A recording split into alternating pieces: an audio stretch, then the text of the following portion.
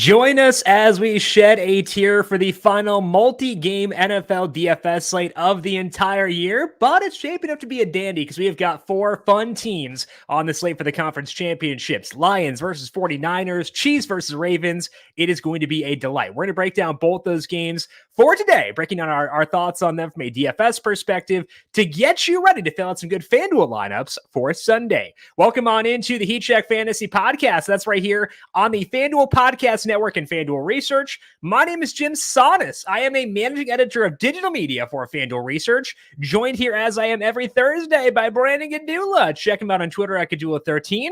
Find his work at FanDuel Research, where he is a senior managing editor. Brandon, conference championships coming up on Sunday. How you doing today? I'm good. Got some good football games to close out, as you said, the final multi-game slate of the year. Royal Rumble's coming up this weekend, so it's gonna be a good one. No, you're distracted by Royal Rumble. It's not allowing you to focus on the Busch Clash coming up next weekend for NASCAR, the opener of for next weekend. Yeah. Yeah, okay. You took your eye off the ball, man. What am I supposed to do? Like, lie to you? No, I'm not going to cover up for you. I'm not going to cover for you in the face of all of our audience out there who are like, oh, Brandon messed up. I'm not going to, cover your foot tracks here. So you got to accountability, Brandon. Have some. How does NASCAR fare compared to F1 in terms of how many realistic winners there are each week? A lot better. Okay, I thought so. I think the leader in wins this year had 5 out of 36 races versus 18 or whatever out of 22 for Max this year. So yeah. Tune in. Okay. Tune in. Yeah, and I have a NASCAR bobblehead coming pretty soon too, as a result of my taking you behind the woodshed and beating you by 3 points in the NFL bobble hat for this year. So that's one of the most frustrating ones. Yeah, that we've had. And you're already beating me in PGA, so I gotta relish it while I can. But no head-to-head for us this week, but we do have a pretty fun DFS slate. We're going to talk a bit about the single game slates here as well for both games, but we'll do the same format as the previous playoff shows, go game by game, break down our thoughts on the players within those games, primarily focusing on the 2-game slate, but we'll also talk about these single game slates too as you are playing those, which they're a lot of fun. So would recommend for sure if you are so inclined. We'll dive on in and do all that here in just a second. But first, don't forget we have a free play up on FanDuel Research. 2 more left for this year. We'll have one for the Super Bowl as well. To get the free play, to play for this 2-game slate with no entry fee, go to FanDuel.com/research and click on the link on the front page. You can find a link in there for the free play. FanDuel.com/research to get a link to the free play. Also, make sure you're subscribed to the numberFire Daily Fantasy Podcast feed wherever you get your podcasts. If you're a PGA bettor trying to get some golf bets down, we're now talking golf betting and daily fantasy in the Heat Check Fantasy Podcast for PGA. That goes up every Tuesday here in the same feed, along with over on FanDuel TV Plus.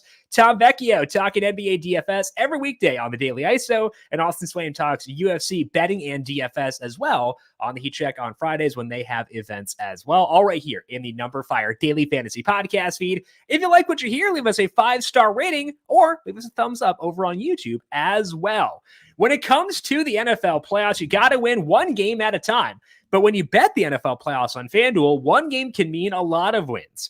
FanDuel, America's #1 sportsbook, has all your favorite bets like the money line and spread. There's all sorts of prop bets like quarterback passing yards or who will score the first touchdown. Plus, every day there is an NFL playoff game. FanDuel is giving all customers a no-sweat same-game parlay. That means when you combine all your bets for a chance at a bigger payday, you'll get bonus bets back if your SGP doesn't win. Make every moment more with FanDuel, an official sportsbook partner of the NFL. Must be 21 plus and present in select states. Minimum 3-leg parlay required. Refund issued as non-withdrawable bonus bets, which expire 7 days after receipt. Max refund $5 unless otherwise specified. Restrictions apply. See terms at sportsbook.fanduel.com. FanDuel is offering online sports wagering in Kansas under an agreement with Kansas Star Casino LLC. Gambling problem? Call 1-800-GAMBLER or visit FanDuel.com/RG in Colorado, Iowa, Kentucky, Michigan, New Jersey, Ohio, Pennsylvania, Illinois, Tennessee, Virginia, and Vermont. Call 1-800-NEXT-STEP or text NEXT STEP to 53342 in Arizona, 1-888-789-7777. Or visit ccpg.org/chat Connecticut, 1-800-9 with it in Indiana, 1-800-522-4700 in Wyoming and Kansas, or visit ksgamblinghealth.com in Kansas. 1-877-770-STOP in Louisiana. Go to mdgamblinghealth.org in Maryland, or 1-800-GAMBLER.net in West Virginia. Let's take a look now at these two games here coming up this weekend in the NFL. Let's start things off with the first game here. That is the Kansas City Chiefs taking on the Baltimore Ravens right now at FanDuel Sportsbook. The Ravens are 3.5-point favorites. They've gone to 4 a lot of places, so FanDuel has the 3.5 right now. Total for this game is at 44.5. Weather for this game, currently 10-mile-per-hour winds projected in this one out in Baltimore. So not as bad as it was last week for the Ravens-Texans game, but still definitely noteworthy there, especially relative to the other game on this slate.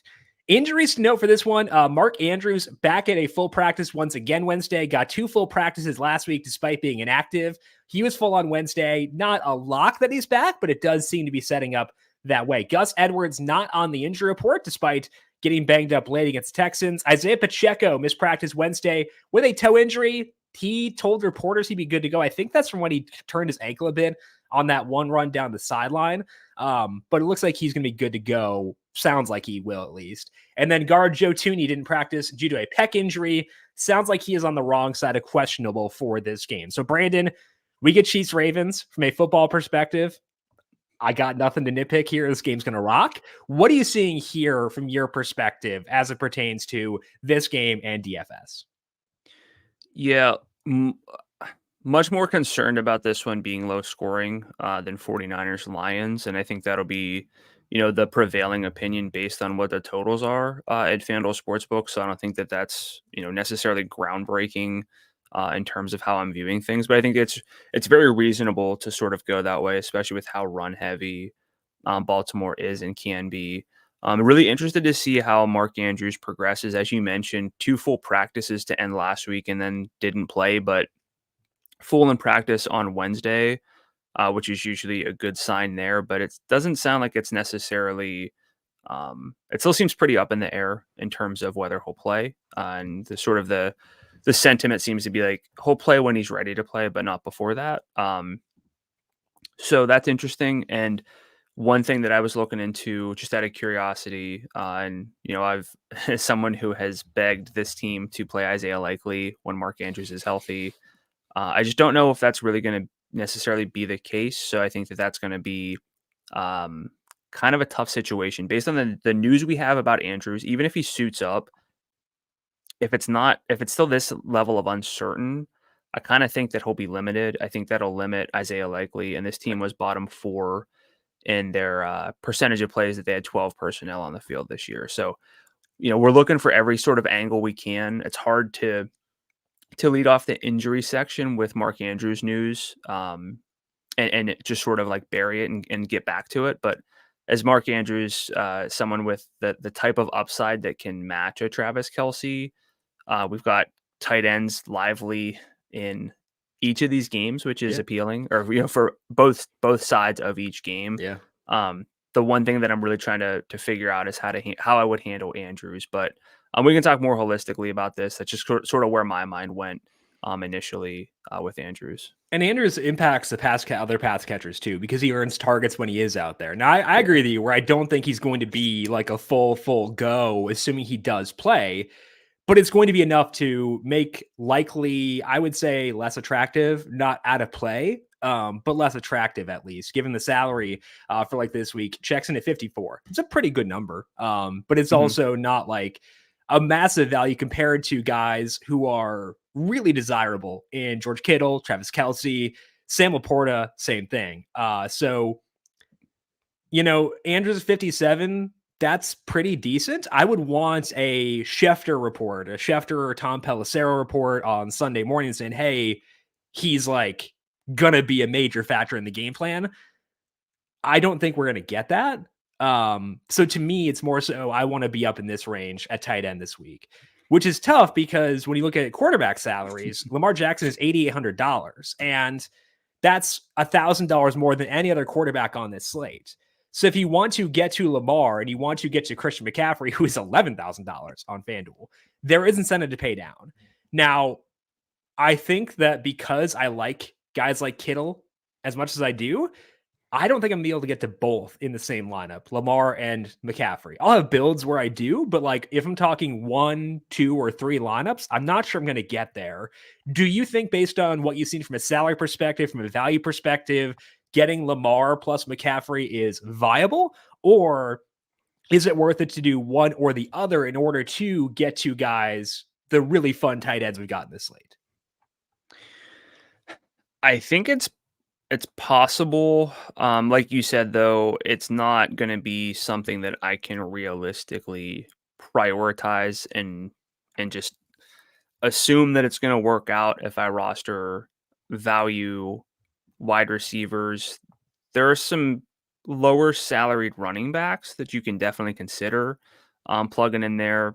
This might require a double tight end flex kind of situation, but Right. that inherently means one of Andrews are likely. And And like I did go double tight end this past week. Like yeah, I was willing to do that there, which means I should probably be willing to do it here too on an even smaller slate. even smaller. And I mean, again, Really good tight end let's slate. Yeah. let's say if Andrews plays, he's viable to some degree. Likely, I still think would be viable because unless we get the news that Andrews is just going to play every snap, which I'm not anticipating. There are really 5 tight ends, and I think that you could probably do worse than a limited Mark Andrews or Isaiah Likely in the flex spot Mm-hmm. or tight end if you're flexing, Yeah. someone in the later game. But so just be mindful of that this week. But yeah, I mean the default intention would be Lamar and McCaffrey, but I don't know if there's the value here. If It you sounds go like with we're on the same Lamar page. plus McCaffrey, and then we'll just put the Ravens defense in there as a placeholder. You got 6,000 left per slot for a running back, 3 receivers, tight end, and flex. Like that's a lot of value plays. Now there are guys down there who are fine, and you can make that happen, but you're going to be relying on, guys with pretty low median expectations and like a 90th percentile outcome of like 10 points. Yeah. In Jameson Williams, Rashad Bateman, Marquez Valdez-Scantling, Justin Watson, like that's tough. I'm willing to do it, but it's not gonna be my main. I don't think is Lamar plus McCaffrey. I think I'll probably pick or choose one or the other there. Yeah, and we're gonna do a lot of. I mean, we have 2 games, 4 teams. We have a lot of time to really dig into recent usage, market shares, in relevant games. But a lot of this comes down to game theory, and what I just mean by that is figuring out how you think games will play out, even on a per lineup basis. Like if you're building 10 lineups and you think there are just sort of the 49ers role and Baltimore and Kansas City is tight but low scoring. Like you can build 10 lineups with that sort of assumption, but you can assume a different thing each lineup as well if you want to go that route. But for me, when it comes down to just a 2-game slate, there is a lot of game theory, and you can say, look, Christian McCaffrey by far has the best matchup of, he's on the team with the best matchup because there's basically 1 week defense lining it up this week. You can say like they're just going to ride McCaffrey because Debo's not 100%. He's not going to lose as many carries or red zone touches to Debo. I think he scores like 33 points.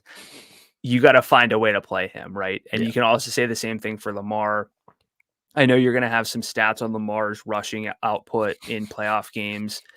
And you say like, look, this offense is going to go as Lamar goes. He's going to, we kind of joke about how unselfish he is, and he'll hand the ball off to anyone at the goal line to score. But you can make that case. And if you say that they're both going to score 30, that makes those, I'll just call them reaches down in the value range, much more viable because you're going to have Lamar and McCaffrey in the perfect lineup, Right? If that's how you see things playing out. So again, we're going to talk about matchups and usage and everything, but a lot of this slate comes down to like picking and choosing how you see things playing out in that specific instance of how you're playing that lineup. Right. And with Lamar, going back to the rushing discussion, you don't need this game to shoot out for him to be a really good DFS play. And his rushing totals in 5 playoff games have been 54, 143, 136, 34, and 100. So he's topped 100 yards in 3 out of 5 playoff games. And we talk a lot about how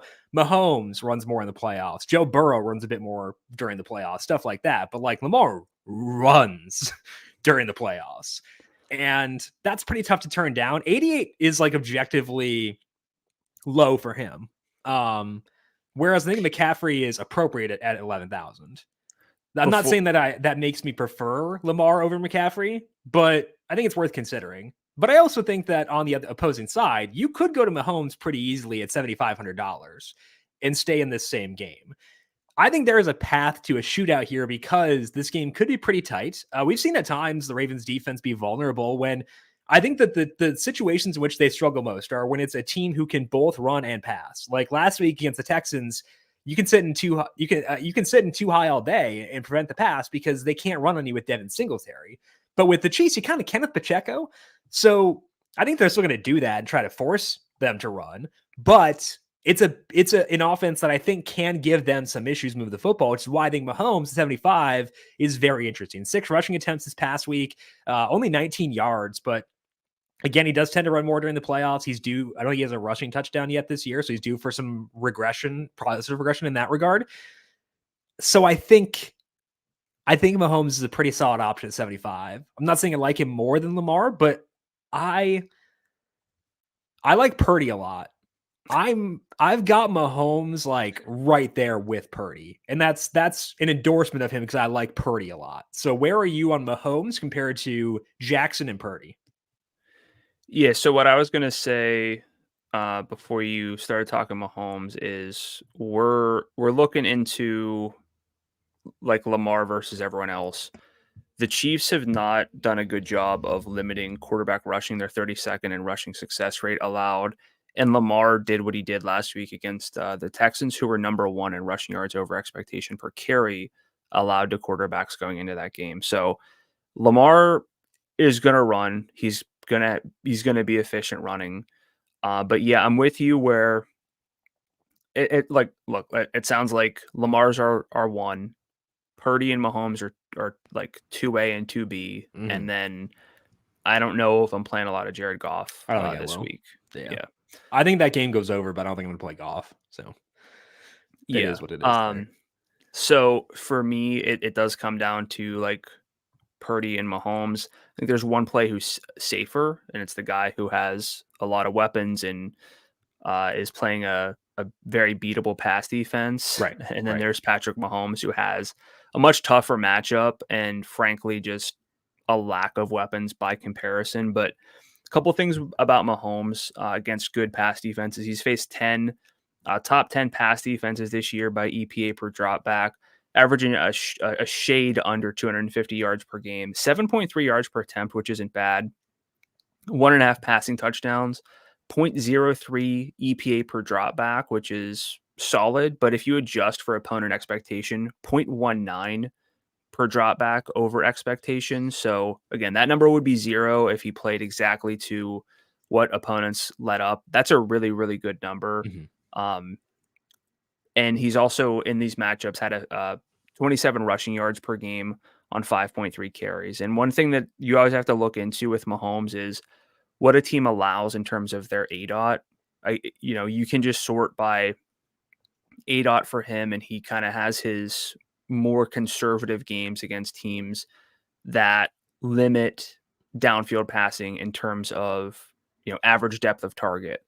But Buffalo for his matchup last week, they were I think top 5 in ADOT.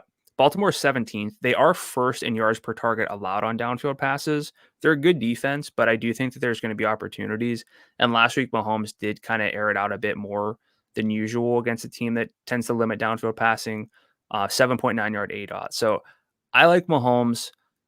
I'd probably have a hard time justifying him over Purdy, which is such a weird sentence to say. Sure. If I was building like one lineup and I just want a semblance of safety, but Mahomes, I know you talked to me. I've realized that you've just replaced floor with median expectation. So because I think floor is very flawed, and you shouldn't look at floor. Median expectation is fine. Like it 100% is. Yeah.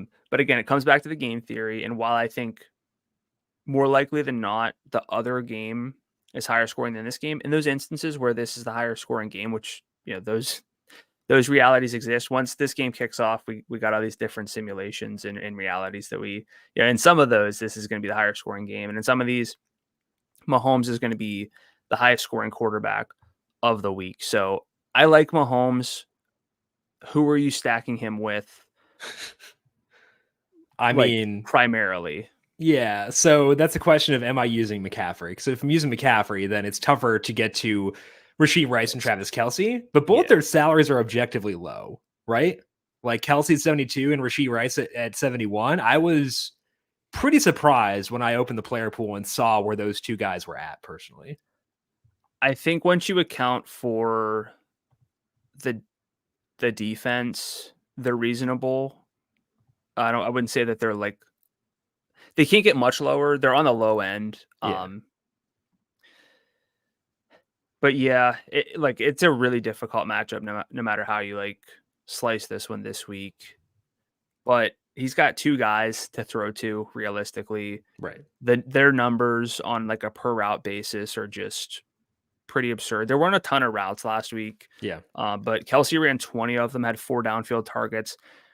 The thing for me with Rice is that he doesn't get because he's got a low ADOT. He can get downfield work, but he doesn't get a ton of it. It's more like a his deep target rate since the bye is 12.2%. So he's not getting a lot of downfield work, but he does a lot with his short targets, like after the catch and stuff. And and he also has a 28% red zone target share in that time.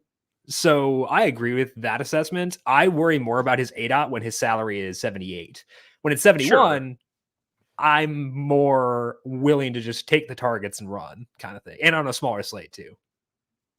Yeah. So what I think in a single lineup, are you kind of going out of your way to target Rice because of the salary? Is it that good to you? I guess is probably the best question I can ask. I think that he is, if I can get there, I'd like to, and I prefer him over Zay. Zay Flowers' salary is 64. I think Rashee Rice is a better play than Zay Flowers this week. Do you disagree with that? It sounds like you do. No, I just don't think that they're super comparable due to the salary. I mean, you can get to Rashee Rice in the Lamar McCaffrey build we were doing before. You can get there more easily if it's the Lamar or the Mahomes McCaffrey build. So I think he's pretty gettable at 71 for this week. And I think he's pretty undersalaried too. So then at that rate, if you can play Kelce or Rice, what's your preference there? Rice, because I can more easily replace Kelce's production with Kittle. And I think that's the main differentiator for me is I like Kittle a lot and I want to get to Kittle a lot.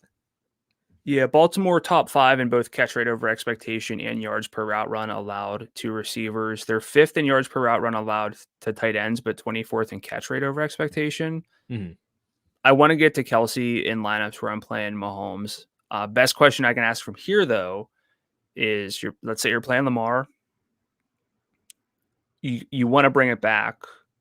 What's like your split of Pacheco, Rice, Kelce that you're kind of bringing it back with? If you give me 10 Lamar lineups, I have Pacheco in 8, probably 7, 8. I would have Rice in, I think Pacheco is like the biggest priority as a bring back, or the biggest priority chief is what I would say. Yeah. And then I probably have Rice in 5, Kelce in 5, somewhere in there, or maybe 6-4, Rice and Kelce. I'll probably both in the same one a couple times too, but stuff like that. I mean, if I have Lamar, I'm gonna have like a decent number of Chiefs because I'm basically making the assumption that game's pretty competitive and like that game shoots out, which it has potential to do, despite the fact that I've got the total pretty low in my numbers. Like I still think it has shootout potential. What's nice with the Chiefs is they've got their 4 options if you include Mahomes. Other than that, though, it gets a little iffy. Yeah. Again, not a lot of dropbacks last week. Marquez Valdez-Scantling, 61% of the routes, 14 of them did have 3 downfield targets. I know he's someone that we struggle with, but he got his swagger back, man. The yips are gone. He caught a pass, then he caught a second one. It was crazy.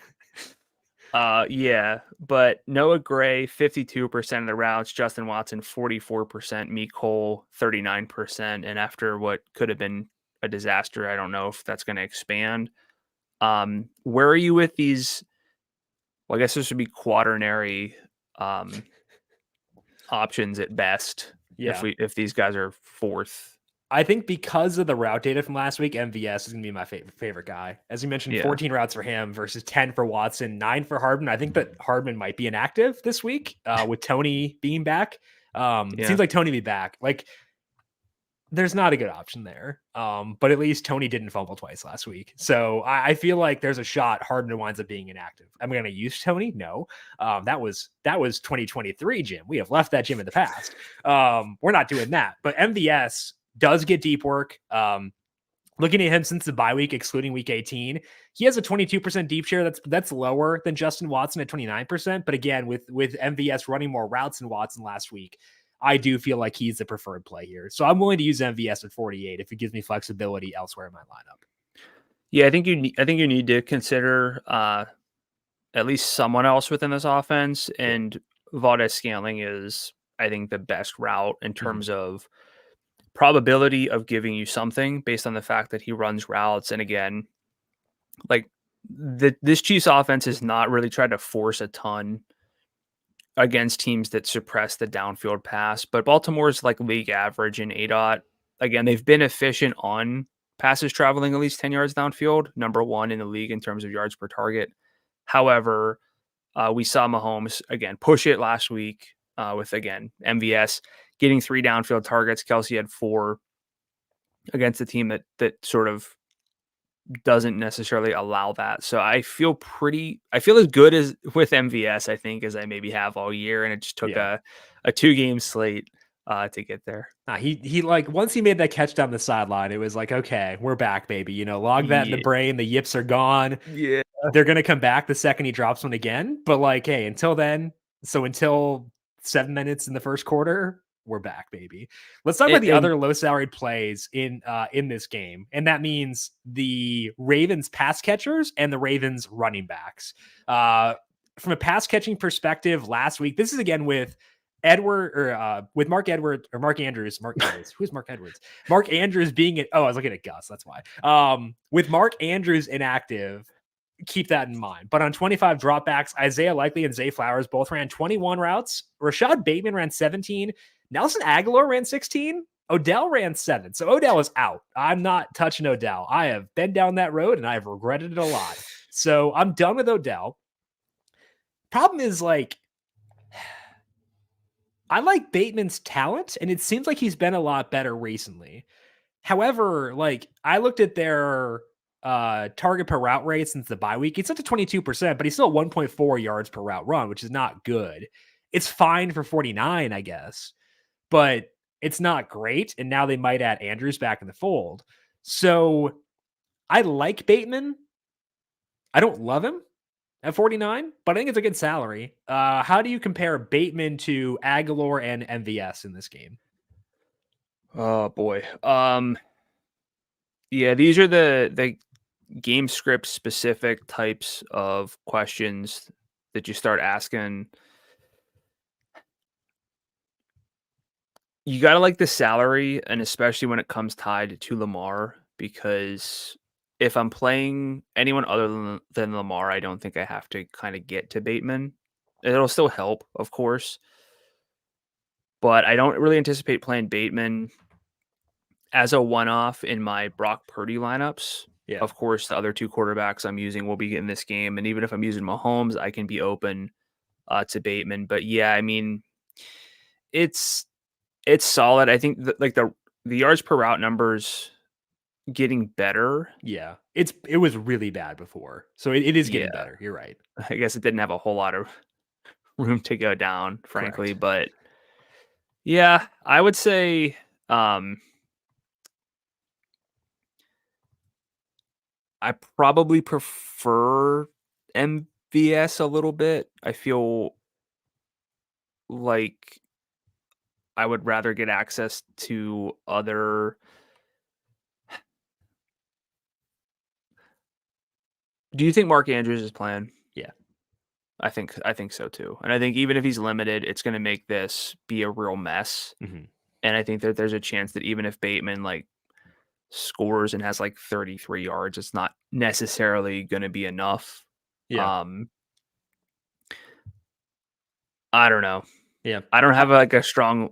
I feel strongest about MVS relative to the other Chiefs. I don't really feel that strongly about any Raven. If I we're think looking I at the want to value keep guys, my exposure pretty even between Bateman and MVS just because they're both crazy volatile. And yeah, I'd rather split that up than commit to one over the other. So I will probably have a similar amount of Bateman. I'm not going to get to Aguilar. I know like he's played really well and he's like not a bad receiver. I feel like at some point, like it's got to collapse. Let's talk about the Ravens well, running I backs. think he's got 0.87 yards per route run since the bye. Okay, cool. Then I can fully dismiss him. Let's talk about the running backs here. Gus Edwards' salary is $5,800. Justice Hill's 55. Dalvin Cook 45. Cook did not do anything really last week until that game was pretty far out of hand. So I think that kind of confirms what we talked about last week, where it's like he's pretty dusty. He does downgrade Edwards and Hill because like he may get some of those like garbage time chances, but not much push him out of play. And I think that Justice Hill has played pretty well recently. He's looked good. So I do think that Hill is pretty interesting at $5,500. 13 carries last week. Pretty good number given that most of his value comes from what he does as a pass catcher for the most part.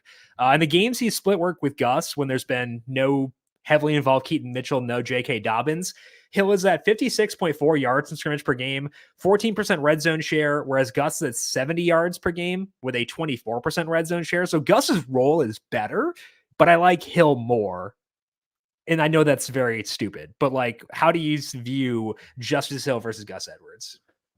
It's hard to look at the salary and knowing that he played 57% of the snaps last week, had 13 carries, should in theory have a better receiving role long term. I know that they both had 2 targets last week, but it's hard to look at that workload at that salary and downplay it a ton on a 2-game slate where a lot of value could be. I mean, like if Hill is the key or one of the keys to get to our Lamar and McCaffrey lineup, I feel better about that than I do just with multiple value receivers who might end up with 2 targets apiece. Right. So I think by that, if I use that logic, I'm going to be relatively high on Justice Hill. I think it's a fair question, though, to compare him to David Montgomery at a 6,000 salary on the 2-game slate. But it sounds like we're both better with Hill than Gus. Yeah. Is that correct? Yeah. And then where are you with Gus? I'll have him because I think the Ravens can move the ball on the ground against the Chiefs. So if I kind of make the assumption that 49ers Lions is the higher scoring game, I think that Gus fits pretty well into that kind of lineup. And it allows me to like get to McCaffrey, pair him with Purdy, pair him with Kittle, and go to Gus in this game. So like if I have 5 lineups, I can't guarantee Gus will be in any of them. But above that, I think that there are enough situations in which he is viable where I would get there. So not a primary lineup guy for me, but someone I would like to get to because I can very easily envision the path to him being good play. Yeah. So, if you just look at recent games with Gus and Hill, week 16, it was about 60-40 in terms of Hill over Edwards and snap rate. Week 17, it was like 60-30 the other way in terms of Edwards. And then last week, 55-35 or so for Hill and Edwards. So this could easily just flip back into Edwards' favor, depending on how Baltimore plays it. So while I feel safer with Hill because in the event that the Chiefs play from ahead, Hill's going to probably have the better role. Gus is very, very interesting. I don't think I'd play them both together. No shot. Especially when with Lamar's Lamar taken away. Yeah, exactly. Yeah, with like Lamar much more likely now in the playoffs to hold on to those goal line carries. But one lineup is Hill. Do you see enough with Hill or Edwards? But I know we prefer Hill. Do you see enough to go with Justice Hill in that one lineup this week? He's a player I'd consider. is what I Me would say. too. Yeah. Okay. Final guys we have not really dug into here are Isaiah Pacheco and Zay Flowers. Starting with Pacheco, salary is $7,800. Again, I think he'll be good to go for this game, despite the fact that he turned his ankle, hurt his toe in that Bills game. His role without McKinnon has been amazing. Looking at the games, his 5 full games with no McKinnon, 105.2 yards from scrimmage per game, 18 carries, 3.6 targets, and a 55% red zone share. That red zone share is actually better than McCaffrey's in his 15 full games this year. So I think because of the red zone work, because I think the Chiefs will be competitive in this game, and because I expect the Ravens to play things where they invite you to run the ball against them, I think Pacheco is like really, really good. The problem is like if I'm going Lamar, McCaffrey, really tough to get to Pacheco, but I think he's part of the pitch why I'm more okay going with just one is because he's pretty attractive and can help replace some of the production I lose by not jamming in both guys. So that is where I settle in on Pacheco. How do you differ from that? Pretty much echo that sentiment. Don't think I need to reiterate the same things that you talked about. I do want to ask, do you think based on his health, we see CEH a little more involved? No. Okay. If we get bad practice reports on Thursday, Friday, sure. But as of right now, I think if he's limited Friday, then we can have a different discussion. That would worry me, and I'd downgrade him. Well, now. But yeah, we won't have that discussion, which is why I kind of wanted to talk around it now. I'll slack you Sunday morning. Yeah. Yeah, but not everyone listens on our Slack, thankfully. Not that Sure about that? Nobody would ever want to be in that Slack. I think it's a lovely place, personally. A place to thrive. So we're both on Pacheco. Yeah. If anyone were to ask, well, CEH, 26% snap rate, Pacheco, not 100% maybe for that salary. I don't think I would consider him unless, like you said, we would get more info on Pacheco with Hill, Edwards, and Montgomery. Yeah. I know it's a leap, but we've got multiple options with expected better roles, so I wouldn't quite get there. Did you see what Pacheco said yesterday? No. He was talking after practice, and he's like, they were asking him, like, have you seen what people say about your running style? And he's like, yeah, people say that I run like I bite people. And it's just like the funniest description that I've ever heard. I've never seen, everyone always says, oh, he's angry at the ground. Like it's like a thing and kind of played out, honestly. But like saying that he runs like he bites people is very funny. And whoever said that to him, kudos. Proud of you. It's a great moment. Zay Flowers, $6,400.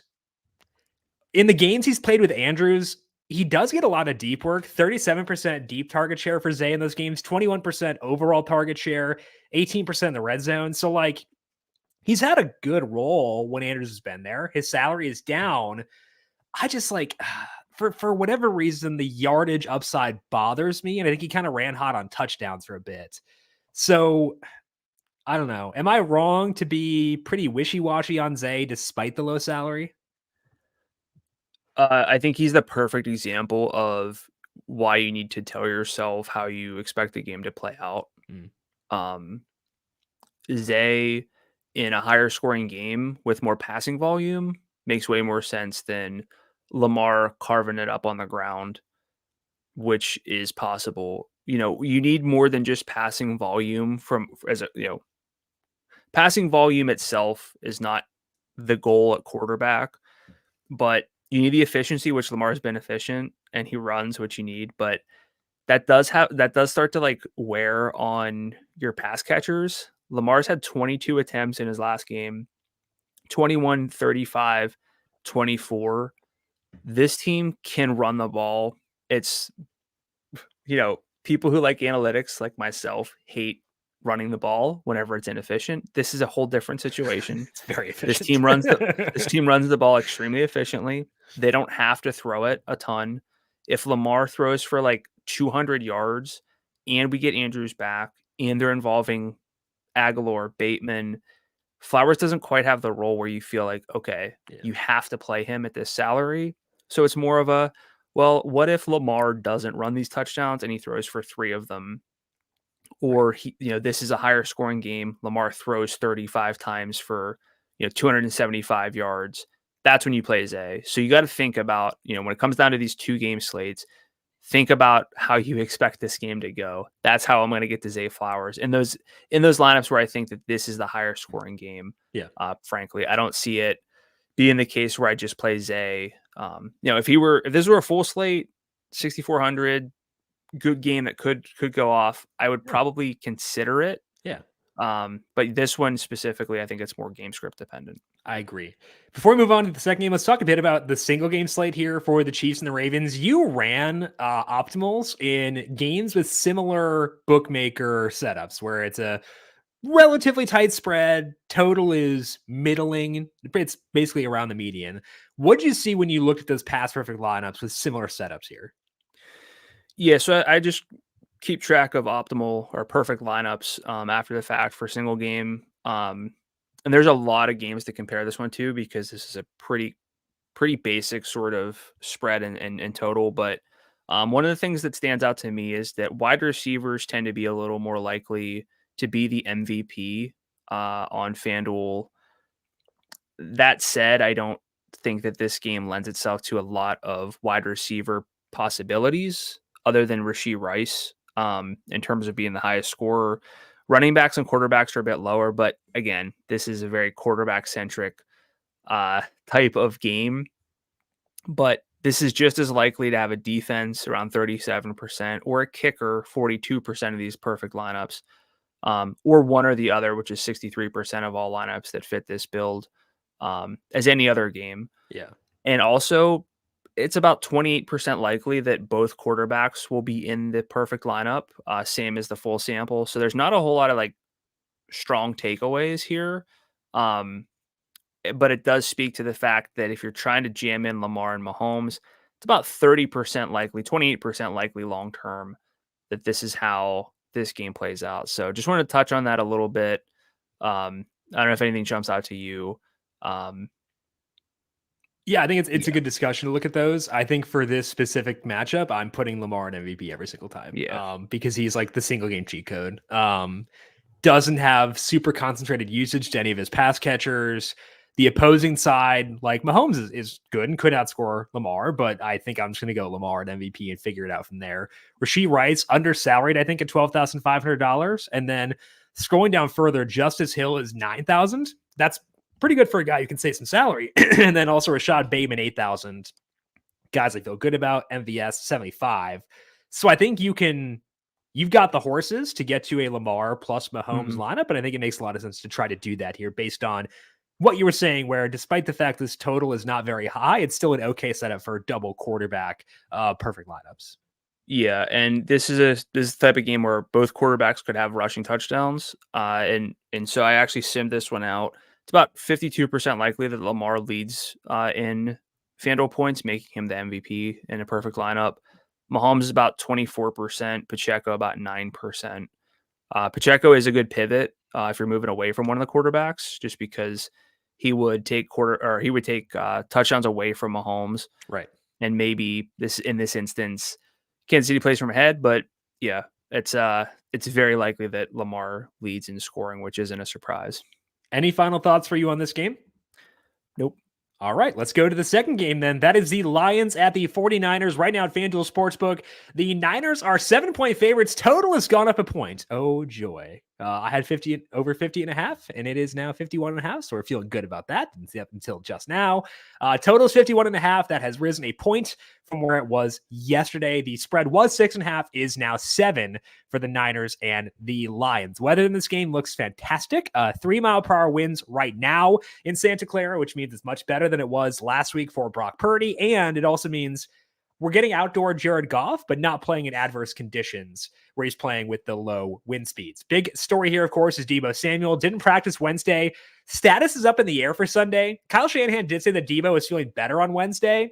I lean toward assuming Deebo plays, but it's not a lock, and I don't think he'll be 100%. Like, I think he'll play a lot of snaps, but I think his usage rate could decline as a result of his not being 100%. For the Lions, their interior linemen, Jonah Jackson and Frank Ragnow, both missed practice Wednesday. Ragnow's the more important guy. He's the center, which is kind of like the quarterback of the offensive line. I care in order of importance. It's left tackle first, center, right tackle, then the 2 guards. Jonah Jackson's very good, but I don't care as much about a guard injury as I do a center. I think Jackson will probably wind up sitting, whereas Ragnow will probably play. So Lions, Niners, what do you see in this one, Brandon? I think the 49ers are a really good football team. Whoa. I think the Lions Whoa. are a really good football team. I think this one could, based on the splits that I look at, I see this one being close, but if I step back and kind of adjust for everything, I think that the spread is accurate.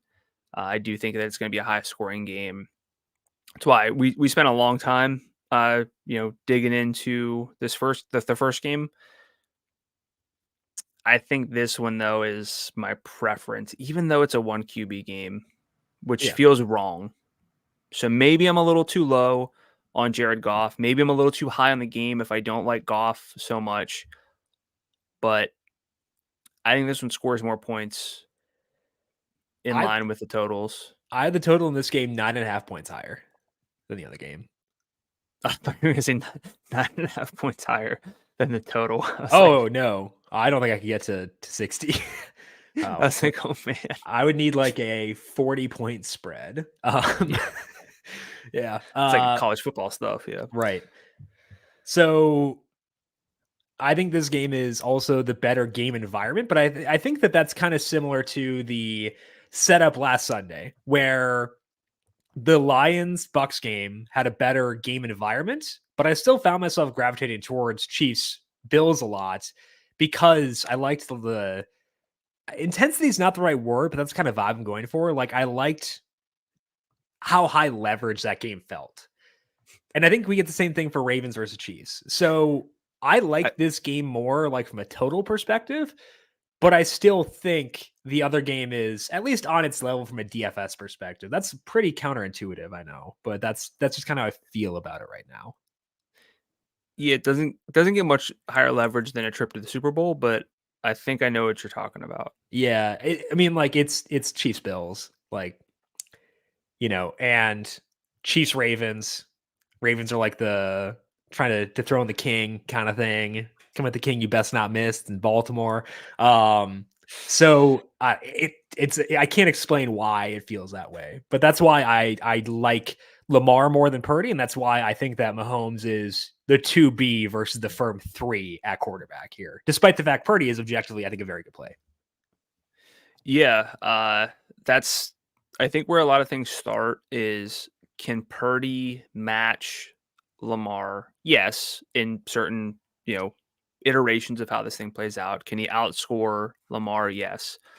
The probability of it, how much you want to bank on that, how you consider Purdy whenever you're playing Christian McCaffrey, that's another thing to consider.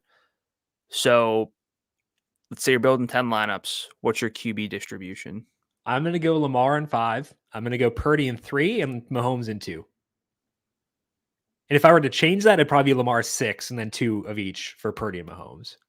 Yeah, I think that's about where I am as well. Okay, cool. That's a good way to gauge kind of where we're at with those guys. And let's take a look here at this game and dig into Brock Purdy. And I think I kind of want to explain why I'm high on Purdy, despite the fact that Deebo Samuel is banged up.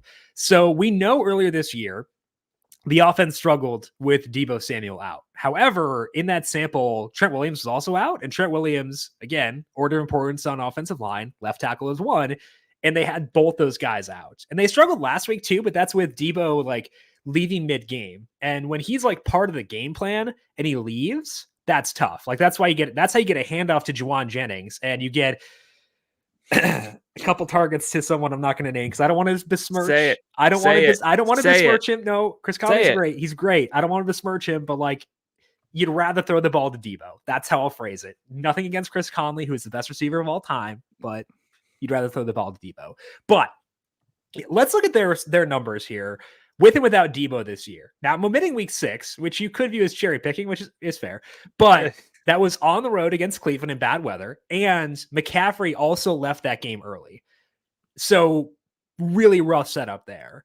If you omit week 6, when Deebo's been on the field, their EPA per dropback is 0.28. Without him, it's 0.15. So that does go down, but a lot of that's based on costly interceptions because their success rate is actually higher without Debo, 56.6% versus 54.2%. And their completion percentage over expected also is higher without Debo. So it's a downgrade for this offense. I need to be very clear about that, to not have Debo Samuel, but if they don't have him, but they'll be able to game plan around it this week, whereas they could not before. And they have Trent Williams this time, and it's not as big of a downgrade, especially when you're facing a, let's say, leaky defense for the Lions. Lions defense ranks 30th against the pass based on numberFire schedule adjusted metrics, including data from the postseason. So that's why I like Purdy. And it sounds like you're on the same page and being okay with him, despite the fact Debo is not healthy at best.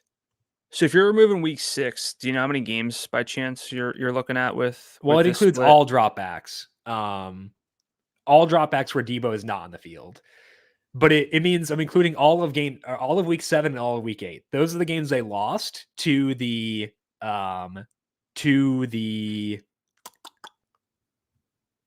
Vikings and the Bengals, right? Yeah.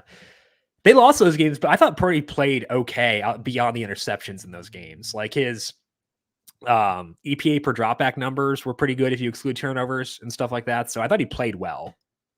And so then you're also excluding last week. Well, last week's in the sample. Last week was in that sample. Okay. All right. I was just curious. But yeah, their numbers do drop. You can chalk it up to interceptions. But it is at least noteworthy. But that's not enough for me to move away from Purdy. Again, if you look back based on historical data, numberFire team rankings and everything, 3 of these teams fit the bill of eventual Super Bowl champs.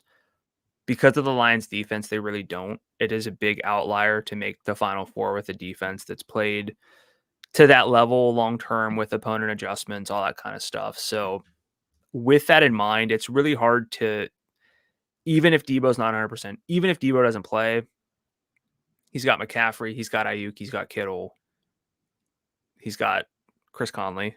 But more specifically, like I think Juwan Jennings is fine if he's your 4th option, right? Yeah. Like he's a good grit player, you know? Yeah. I think he's fun. So I kind of I feel really good with Purdy from a sort of median expectation standpoint.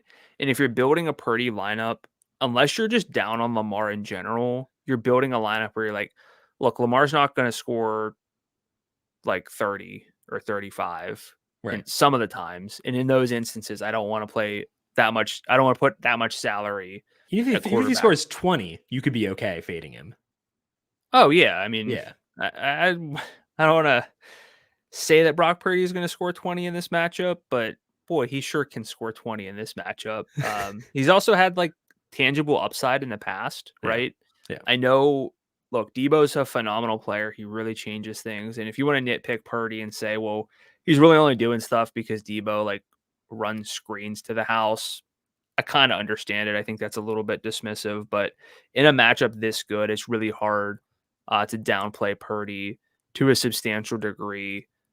If you look at Purdy against, let me see, got the wrong team filtered here, but Purdy against bottom 5 pass defense, he's got 4 games, 267 yards per game, 9.6 yards per attempt. This doesn't adjust for Debo or anything, but 66% passing success rate.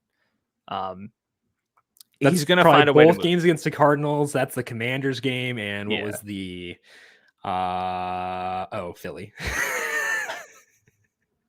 So yeah, I think he'll be fine. Even without Debo. Yeah. But I still think Debo suits up and they get him some touches. I agree. And I think that it's worth looking back then, because there was a time earlier on this year where Debo was playing, but he was banged up. And that was so excluding week 3 because Ayuk missed that game. And then looking at weeks 4 and 5, it's basically weeks 4 and 5, where Debo played banged up through a shoulder injury. In those games, Debo averaged just 45.5 yards in scrimmage per game, 4 carries per game. So they still gave him the ball. Or was it 4 carries total? No, it was 4 per game. And 1.5 targets per game. So still got the ball, still had a pretty good red zone share at 12.9%, but it was very much lower usage. And I think shoulder injuries are pretty tough for wide receivers, especially for guys as physical as him. So even if Debo plays, I'm not sure I'll get to him at 8,000. And I think it does upgrade Ayuk at 78. And my favorite play on this team outside of McCaffrey and George Kittle. Kittle's salary is $6,600. Even in the games where everybody's been fully healthy. So omitting last week where he had a really nice game, Kittle is at 66.3 yards per game. Really good number for a tight end. In the games Debo sat, it was only 2, but Kittle had 9 targets per game, 114.5 yards from scrimmage per game. Because he had a carry in there too. And a 21% red zone share, not red zone target share. He had 21% of their red zone opportunities, 3 out of 14. So if there's no Debo, I would consider putting Kittle in every lineup, honestly. And I'll be high on him even if Debo does play. Is that too high for a player who we know isn't going to get? I mean, he had one game with 10 targets, but like we know he's probably not going to get 10 targets. Well, you got to adjust for this matchup too. And if Debo's not 100%, like realistically, we're looking at you can't go into a game without Debo and just have Kittle be like a non-factor. Detroit 27th and ADOT allowed to tight ends. They've been kind of solid, but they just allow volume-based production to tight ends. So I'm not going to sit here and say that it's the easiest matchup of all time. But again, it goes back to if you don't think that Debo gets in full, it would be an embarrassment not to get Kittle 7 or 8 targets. And there's a good chance Bailey wins the women's Rumble, so he might have some like wrestling-based narratives. Does he going in. like her or? She's a big Niners fan. There's like Okay. footage of them hanging out before last week's game. I think it was last week. Like hanging out or? Yeah, she's from the Bay Area. Okay. Hence the name. Oh, yeah, he's married. So, Never mind. Or engaged. Never mind. Yeah. but probably be a nice weekend for the Bay Area with a Okay. big game for Kittle and a Rumble win for Bailey. So See, I was going for a different narrative, and that's I got to show the world who the real Iowa tight end is. Is he's facing Sam Laporta? Yeah. Like a lot of narratives. Yeah. So I think everything just converges to make Kittle a great play. You can go with your wrestling narrative. I'm going to go personally with I'm the better Iowa tight end narrative. You could use data, but that's stupid. Don't do that. I'll say this much: I like Kittle enough to where I would consider flexing him. Yeah, let's say you're in this range, Kittle or Zay, and you've already got Kelsey or someone at tight end. Yeah, like if you're talking, you have tight end filled and it's Kittle versus others. I think I'm going Kittle over Zay. Yeah, I'd go Kittle over probably Jahmyr Gibbs. Not Rashee Rice, I wouldn't. But I might, I should probably go Gibbs over Kittle. But like if it's lower than this, yeah, I would go Gibbs over Kittle. Yeah. All right, let me see here. Yeah, Gibbs over Kittle, but I would not be disappointed if I have 6,900 or lower for a flex and just play Kittle. Yeah. Kittle over Laporta, Kittle over Zay, Kittle over Montgomery. Oh yeah. So basically everyone at his salary, everyone below lower. Gibbs. Yeah, exactly. Yeah. I agree with that wholeheartedly. Ayuk salary 78, not bad, honestly. If there's no Debo, if there is Debo, I'm more wishy-washy. He just hasn't had the same wreck you for not using him kind of upside that he had earlier on this year. Now, with that said, if you look at the games where everybody's been fully healthy, so playing alongside Debo, Ayuk is at 83.9 yards from scrimmage per game, which is a pretty good number for his salary at 78. So I prefer Rashee Rice, given his lower salary, and I prefer Kittle.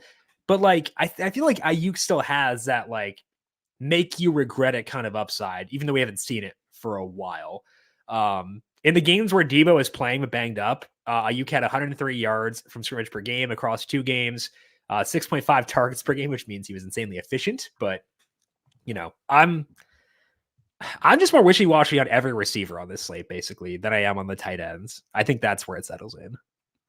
Yeah, so Ayuk's top 10 in receiving yards over expectation on downfield passes, so passes traveling at least 10 yards downfield. I'm trying to break this out into the hardest part with these smaller slates is it sounds like it's easier to sort of just cover fewer teams, but you need to get deeper on stuff. So I have so many more things open than I typically do Right. because I can't cross people. Like I can't cross off games. So it feels like I'm probably been a little scattered with stuff, but his so I think on downfield passes, he's been a little bit less efficient lately. That could change. Oh boy, since week 15, Chris Conley leads in receiving yards over expectation among this team. So I'm just saying, Alpha. 5 targets, baby. That's not even per target. That's total. What a champion. Wow. So yeah, I think there's probably some of that flukiness. He also, right? Didn't he score a lot of touchdowns early on? Like, you have some multi-touchdown games. So, well, I guess he did in week 1. Yeah, that's what I was thinking of. But then he had a stretch where he had 4 in a row. Yeah, that also gets factored in to how we perceive him. But 2 100-yard games over the past 4.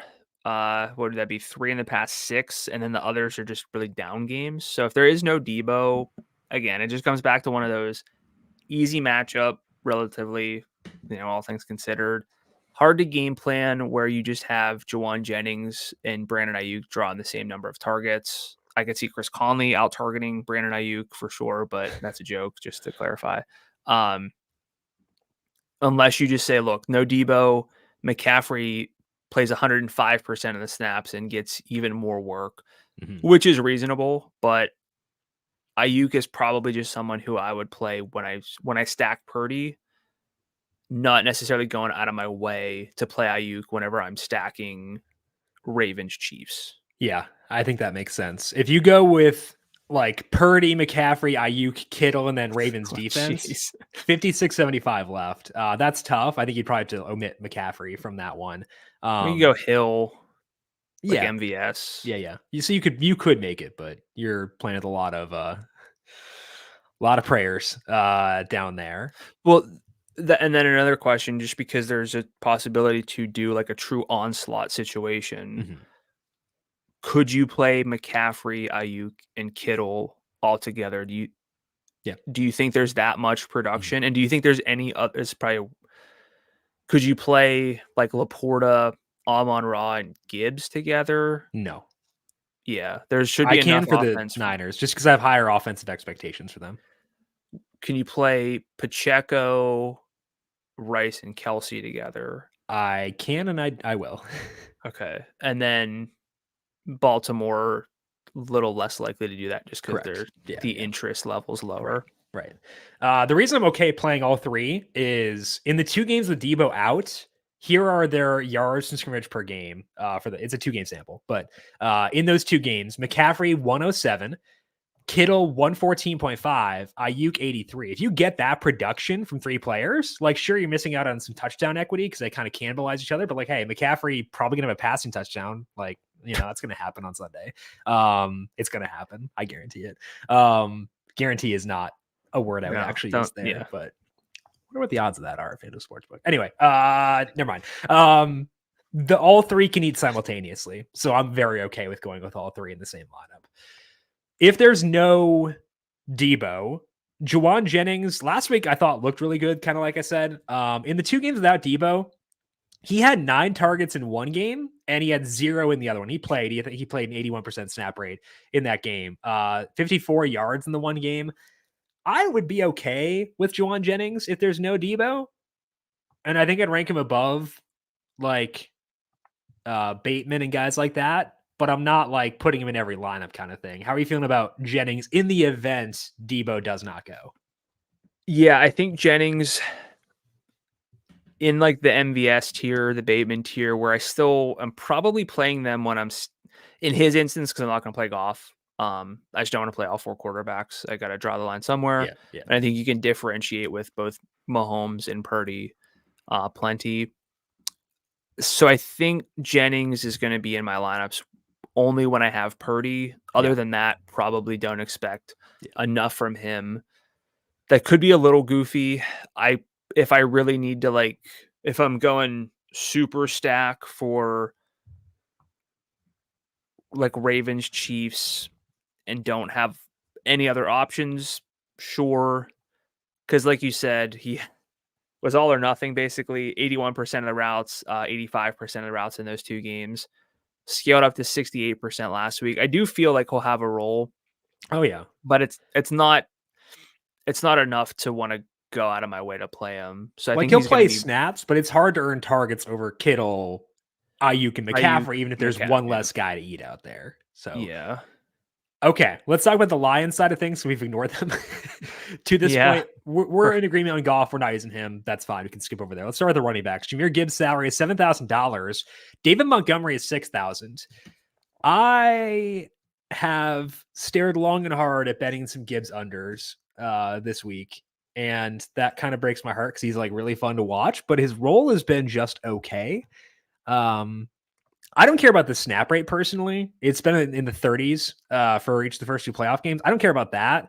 But like in the games with Montgomery, 11.2 carries, 4.2 targets per game. And last week, he actually ran fewer routes than Montgomery. It was 20-16. Now, part of that is because they were facing the Buccaneers. Todd Bowles is a psychopath as far as blitzes go. And Montgomery is the typically more steady pass blocker. And Gibbs did show up pretty well there. So maybe he gets an improved role this week because he kind of proved himself, hopefully, in that game. But I think there's a lot of fragility here with Jahmyr Gibbs at $7,000. I like him. I can't go beyond that, though. And if I don't think I'll get to him in a primary lineup. And I also think I will not get to a running back in the flex unless I decide to use Justice Hill. So I think Gibbs is probably my RB4 this week, considering salary, behind Hill, Pacheco, and McCaffrey. How do you settle in with Gibbs? His salary's not bad. It's just like I worry a bit about the role. Yeah, you don't want to like overthink things, and you want to say, well, they're going to get the ball to a playmaker, but since Montgomery and Gibbs have been playing together post the Gibbs breakout and everything, he's got a 44% opportunity per snap rate. It's a little bit higher than like the position average of about 41%, but not substantially so.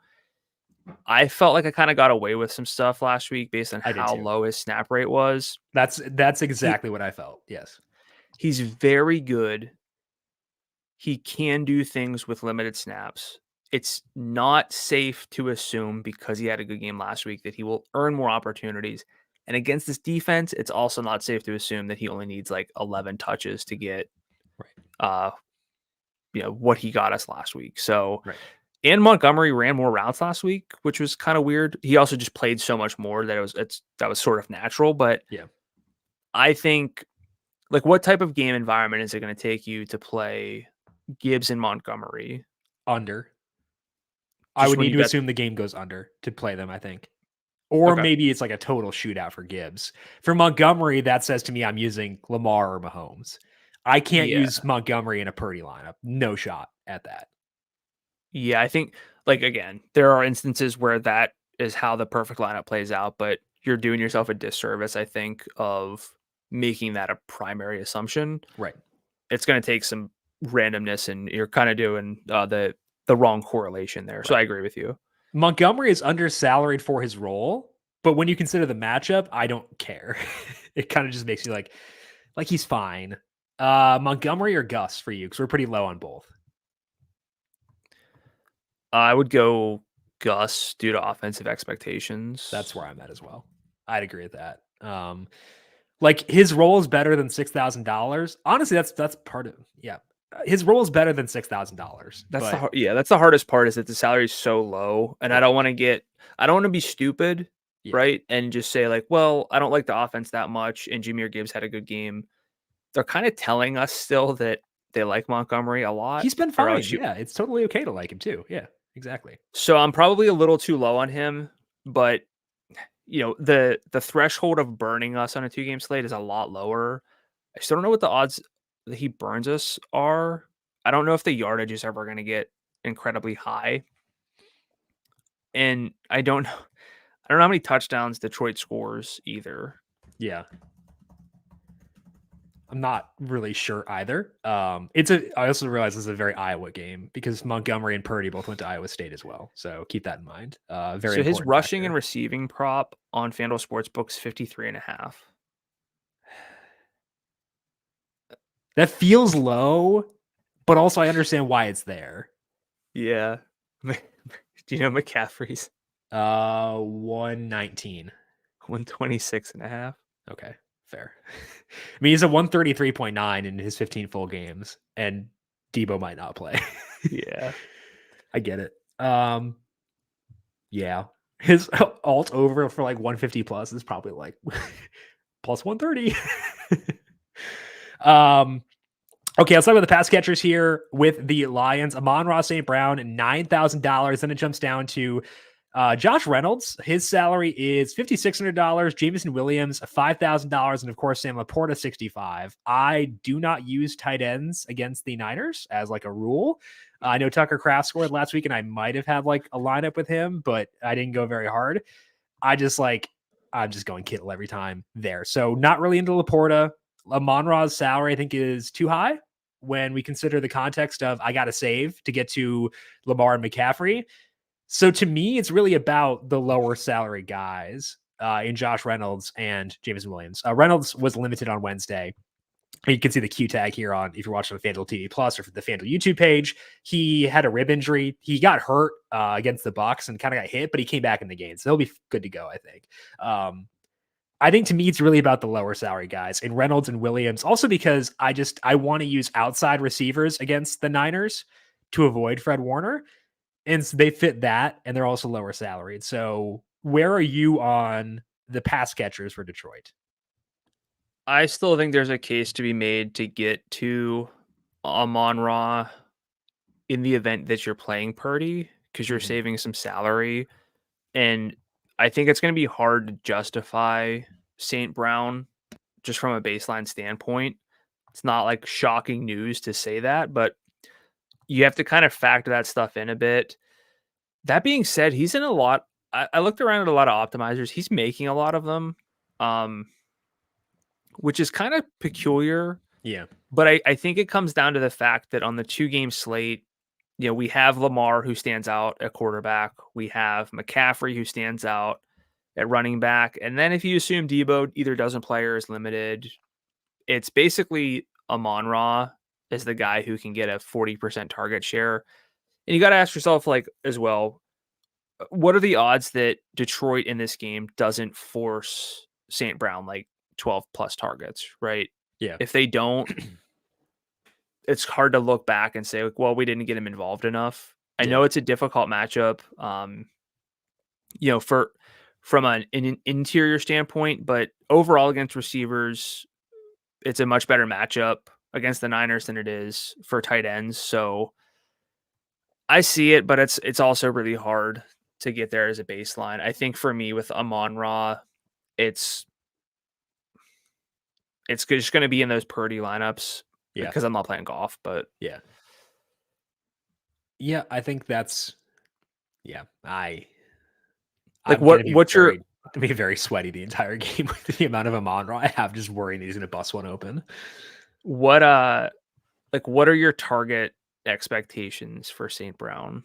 High, but right at $9,000, he needs to go for like 25 to make me like really hurt for not using him. And I don't think that's like probably a 90th percentile outcome for him.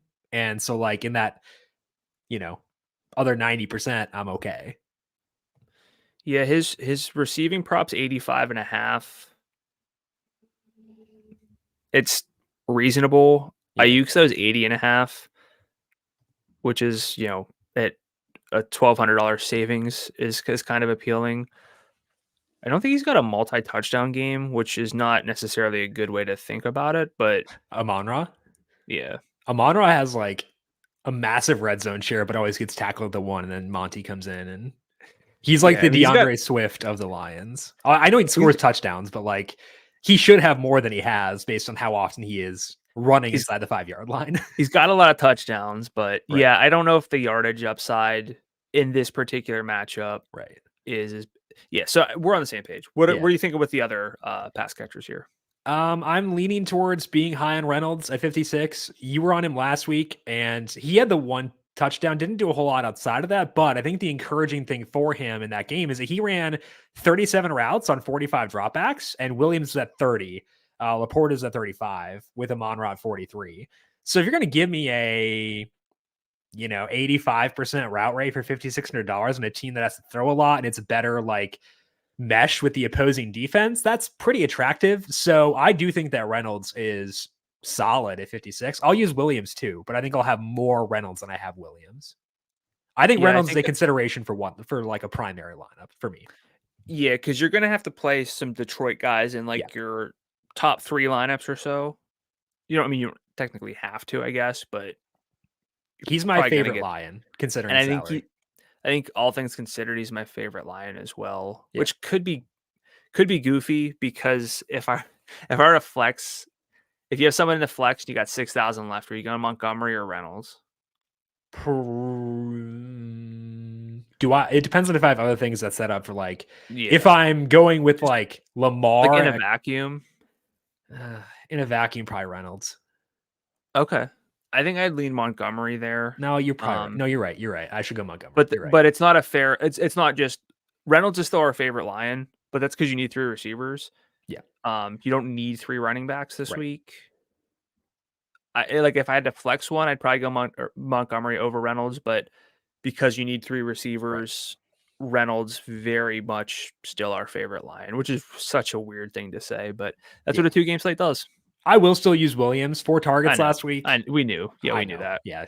It's like him and Pacheco. Like I would say beating my head against the wall, but like Pacheco's actually been good. Williams, if he had like 2 more catches, could have done some nice stuff for me last week, but he didn't. So alas.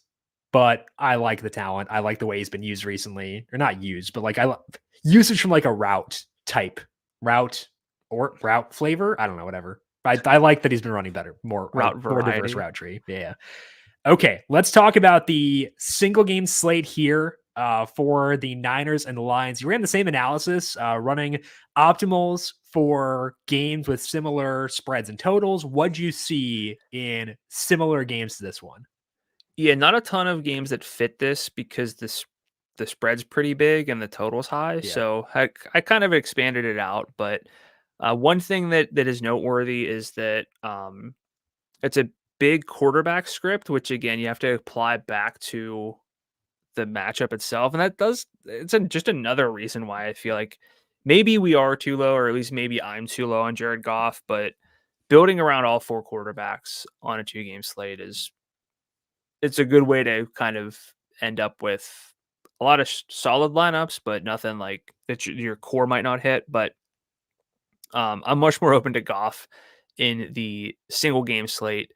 But MVPs are quarterbacks over 50% of the time. There's a 45 game sample that I would say somewhat similar to sort of how this one shapes up in terms of the total and the spread.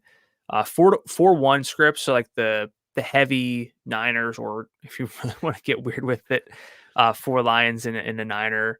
A little bit more lopsided, about 40% likely for those lineups to work out that way. It's not the best receiver script, which is kind of interesting because the total's high, but I guess it's because the spread being big.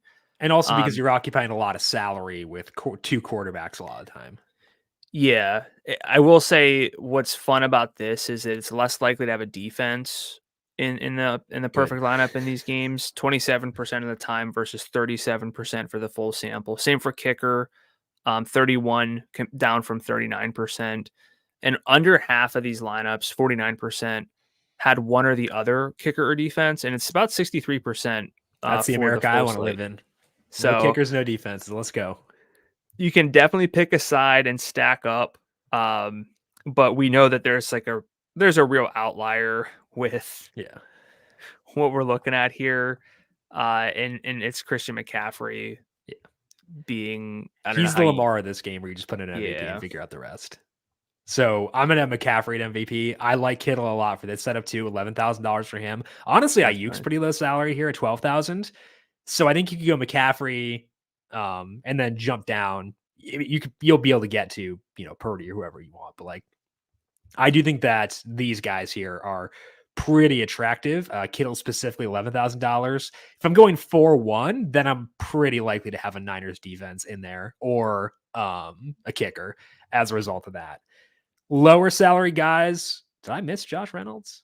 He's Oh, 95. wow. Why is he so high? Yeah. For single game, I much prefer Jameson Williams 8,000 over Josh Reynolds, just given the salary.